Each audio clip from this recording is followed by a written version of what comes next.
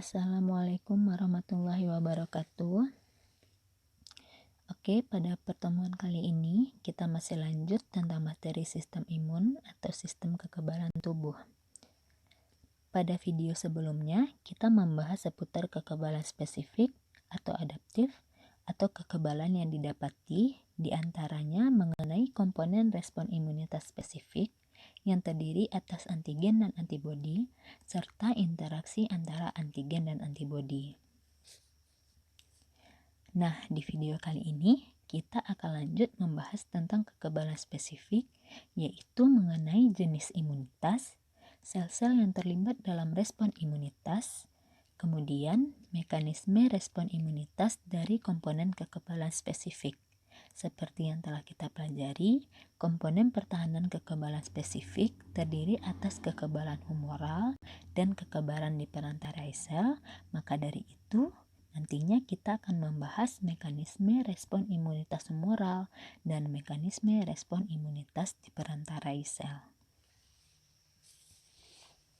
Oke, pertama kita akan membahas tentang jenis imunitas atau kekebalan tubuh. Jenis imunitas terhadap penyakit atau patogen dapat kita bedakan menjadi dua macam. Yang pertama, imunitas aktif, yang kedua, imunitas pasif. Pertama, kita akan membahas tentang imunitas aktif. Imunitas aktif dapat diperoleh akibat kontak langsung dengan toksin atau patogen sehingga tubuh mampu memproduksi antibodinya sendiri. Imunitas aktif bisa kita bedakan menjadi dua. Yang pertama, imunitas aktif alami, yang kedua, imunitas aktif buatan atau induksi. Imunitas aktif alami terjadi jika seseorang terpapar suatu jenis penyakit, kemudian sistem imunitas memproduksi antibodi dan limfosit khusus. Nah, imunitas ini dapat bersifat seumur hidup ataupun bersifat sementara. Contoh yang bersifat seumur hidup diantaranya cacar dan campak, sedangkan yang bersifat sementara diantaranya gonore dan pneumonia. Kemudian imunitas aktif buatan atau induksi merupakan hasil dari vaksinasi. Pernah dengar istilah vaksin tentunya? Nah, vaksin ini adalah patogen yang mati atau dilemahkan atau toksin yang telah diubah. Nah, si vaksin ini dapat merangsang respon imunitas, tetapi tidak menyebabkan penyakit. Ingat ya, dia merangsang respon imunitas tapi tidak akan menyebabkan penyakit. Kenapa? Karena dia patogen yang telah mati atau dilemahkan atau toksin yang telah diubah. Contohnya vaksin SABI. Vaksin ini digunakan untuk menimbulkan kekebalan aktif terhadap penyakit poliomielitis. Oke, paham tentang imunitas aktif? Selanjutnya kita akan membahas tentang imunitas pasif. Imunitas pasif jika antibodi dari suatu individu dipindahkan ke individu lainnya. Imunitas pasif ini juga bisa kita bedakan menjadi dua. Yang pertama imunitas pasif alami dan yang kedua imunitas pasif buatan. Imunitas pasif alami. Imunitas ini terjadi melalui pemberian ASI kepada bayi dan saat imunoglobulin G ibu masuk ke plasenta, sehingga dapat memberikan kekebalan sementara untuk beberapa minggu atau beberapa bulan kelahiran. Kemudian imunitas pasif buatan. Imunitas ini terjadi melalui injeksi antibodi dalam serum yang dihasilkan oleh orang atau hewan yang kebal karena pernah terpapar antigen tertentu. Contohnya, antibodi dari kuda yang kebal terhadap gigitan ular dapat diinjeksikan kepada manusia yang digigit ular yang sejenis. Kenapa? Karena antibodi tersebut dihasilkan akibat respon dari gigitan ular, sehingga jika ular yang sejenis menginfeksi manusia, antibodi yang telah dihasilkan tadi bisa diberikan kepada manusia atau diinjeksikan kepada manusia untuk melawan antigen tersebut. Selanjutnya, kita akan membahas tentang sel-sel yang terlibat dalam respon imunitas. Terdapat 4 jenis sel yang berperan penting dalam imunitas, yaitu sel B atau limfosit B, sel T atau limfosit T, makrofag, dan sel pembunuh alami atau natural killer. Kita akan bahas satu persatu. Yang pertama, kita akan membahas tentang sel B atau limfosit B. Sel B ini merupakan limfosit yang berfungsi membentuk antibodi untuk melawan antigen. Sel B ini terdiri dari beberapa macam. Yang pertama ada yang namanya sel B plasma. Sel B plasma ini bertujuan untuk menyekresikan antibodi atau mengeluarkan antibodi. Yang kedua ada yang namanya sel B memori. Dari katanya memori berarti dia sebagai pengingat atau tujuannya untuk mengingat antigen spesifik yang pernah menyerang tubuh. Yang ketiga sel B pembelah. Nah, sel B pembelah ini tujuannya untuk menambah jumlah sel-sel limfosit B dari hasil pembelahan. Kemudian yang kedua ada sel T atau limfosit T. T itu adalah timus. Sel T ini merupakan sel darah putih limfosit yang mampu mengenali dan membedakan jenis antigen atau patogen spesifik. Jika terdapat antigen, maka sejumlah sel T teraktivasi menjadi sel memori yang mampu berproliferasi dengan cepat untuk melawan infeksi yang mungkin terulang kembali. Nah, ingat, sel T tidak memproduksi antibodi. Beda sama sel B tadi memproduksi antibodi, sedangkan sel T tidak memproduksi antibodi. Sel T akan memproduksi limfokin. Limfokin ini apa? Ini adalah zat aktif imunologis yang berfungsi untuk membantu limfosit B mengenali antigen dan meningkatkan aktivasi makrofag memfagosit si antigen. Nah, sel T mengenali dan berinteraksi dengan antigen melalui reseptor sel T, yaitu protein yang terikat pada membran plasma. Nah, sebuah sel T akan memiliki sekitar 100.000 reseptor untuk antigen. Sel T ini bisa kita bedakan menjadi beberapa macam. Yang pertama, sel T memori.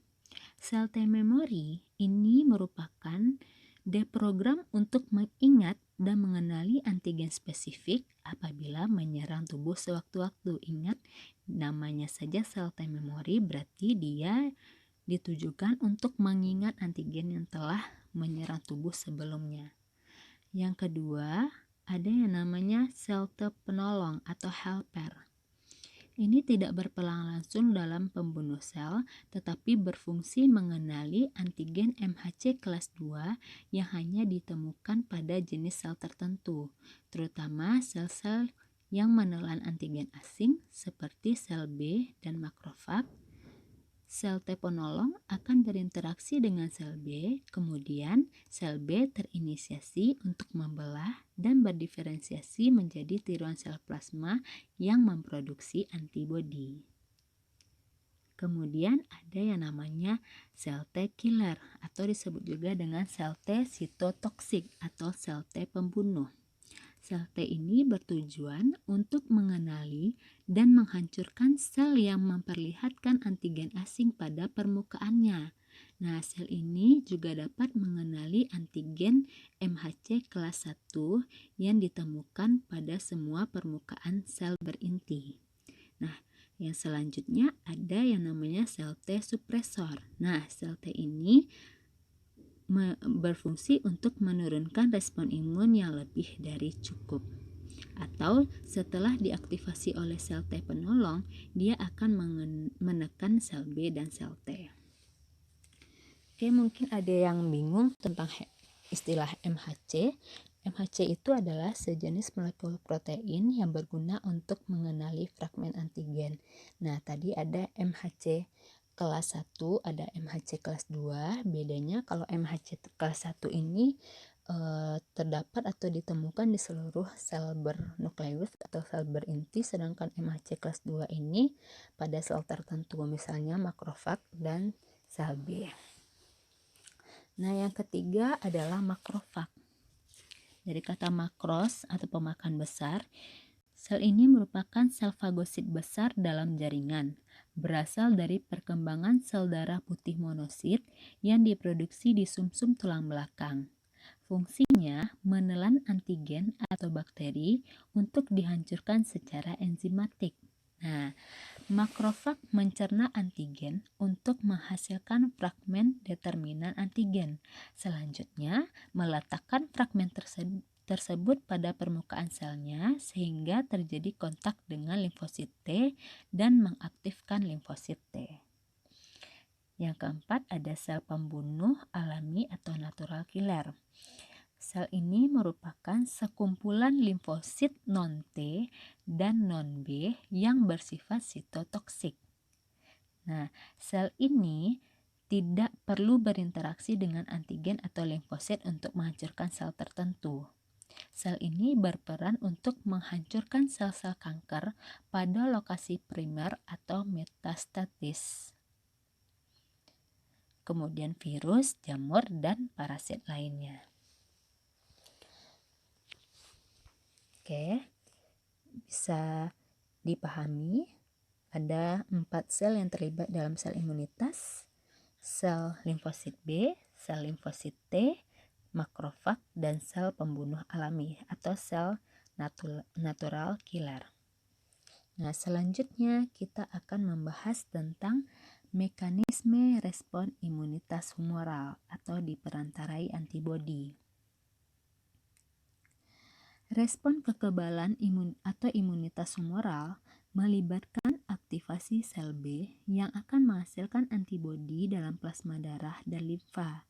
Nah, mekanisme respon imunitas humoral sebagai berikut. Yang pertama, antigen atau patogen menginvasi atau memasuki tubuh. Antigen dibawa ke limfosit B di dalam nodus limfa. Selanjutnya, sel T penolong mengaktifkan limfosit B. Limfosit B berproliferasi melalui pembelahan mitosis sehingga menghasilkan tiruan sel B. Kemudian, klon atau tiruan sel B banyak yang terdiferensiasi menjadi sel plasma. Sel plasma akan menyekresikan antibodi untuk dibawa ke lokasi infeksi. Nah, di lokasi infeksi, kompleks antigen antibodi secara langsung menginaktifkan antigen atau patogen. Setelah itu, sebagian tiruan sel B tidak terdiferensiasi dan menjadi sel limfosit memori B yang menetap pada jaringan limfoid. Sel limfosit memori B ini hanya menyekresikan sedikit antibodi.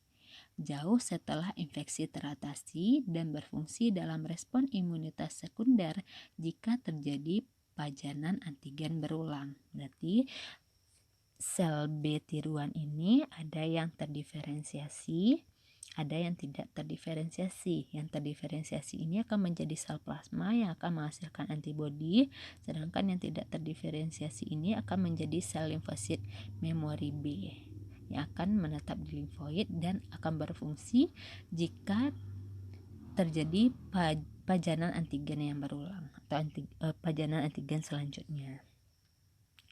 Oke. Kemudian kita akan membahas tentang mekanisme respon imunitas seluler atau diperantarai sel. Di sini ada dua, ada yang ekstraseluler, ada yang intraseluler. Ekstra jika antigen dicerna oleh makrofag, sedangkan intraseluler jika antigen menginfeksi sel. Nah, yang pertama kita bahas dulu yang ekstraseluler. Langkah-langkahnya, yang pertama, antigen, misalnya bakteri, ditelan oleh makrofag. Nah, makrofag mengandung fragmen protein atau peptida dari antigen tersebut. Kemudian, makrofag akan membentuk molekul MHC kelas 2 dan molekul tersebut bergerak menuju ke permukaan makrofag. Nah, MHC kelas 2 menangkap peptida antigen dan membawanya ke permukaan serta memperlihatkannya ke sel T penolong. Setelah itu, sel T penolong akan mengaktifasi makrofag untuk menghancurkan mikroorganisme yang ditelan. Begitulah mekanismenya. Kemudian, intraseluler atau jika antigen menginfeksi sel. Langkah-langkahnya, yang pertama, antigen, misalnya virus, menginfeksi sel tubuh. Sel mengandung fragmen protein atau peptida virus jika virus bereplikasi dalam sel tersebut. Kemudian, sel tubuh membentuk molekul MHC kelas 1. Molekul tersebut bergerak ke permukaan sel. Setelah itu, MHC kelas 1 tersebut menangkap peptida virus dan membawanya ke permukaan sel, serta memperlihatkannya ke sel T sitotoksik atau CTL. Nah, sel T sitotoksik atau CTL akan teraktivasi oleh kompleks MHC kelas 1, kemudian peptida virus pada sel yang terinfeksi dan sel T penolong. Sel T sitotoksik kemudian berdiferensiasi menjadi sel pembunuh aktif yang akan menghancurkan sel terinfeksi. Setelah itu, sel T sitotoksik yang tidak berdiferensiasi akan menjadi sel T memori. Sel-sel T memori berfungsi dalam respon imunitas sekunder jika terjadi pajanan antigen yang berulang. Berarti dapat kita lihat perbedaannya dari mekanisme respon imunitas seluler atau di berantai sel. Yang ekstraseluler nanti makrofag dia akan membentuk MHC kelas 2. Sedangkan intraseluler nanti sel tubuh akan membentuk MHC kelas 1. Itu salah satu perbedaannya ya.